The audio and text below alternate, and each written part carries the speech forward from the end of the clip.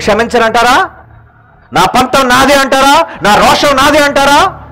నా కోపం నాదే అంటారా? అయితే పోతారు. ఎక్కడికి? నరకం, నిత్యాగ్ని దండన. మీకు క్షమ లేదు. మీరే కొలతతో భూమి మీద కొలుస్తారో అదే కొలత దేవుడు మీకు కొలుస్తాడు.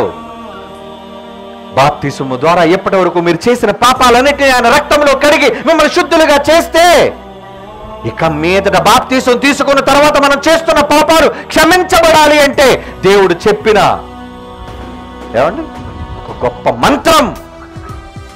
మీ పాపాలు క్షమించబడే మంత్రం ఏంటో తెలుసా? క్షమించండి. అప్పుడే మీరు క్షమించబడతారు. మరి క్షమించబడకపోతే, మీరు క్షమించకపోతే మీకు క్షమ లేదు. బాప్తిసం పొందినా క్షమ లేదు, క్రీస్తు రక్తములో కడుగబడినా మీకు క్షమ లేదు, ఉండదు.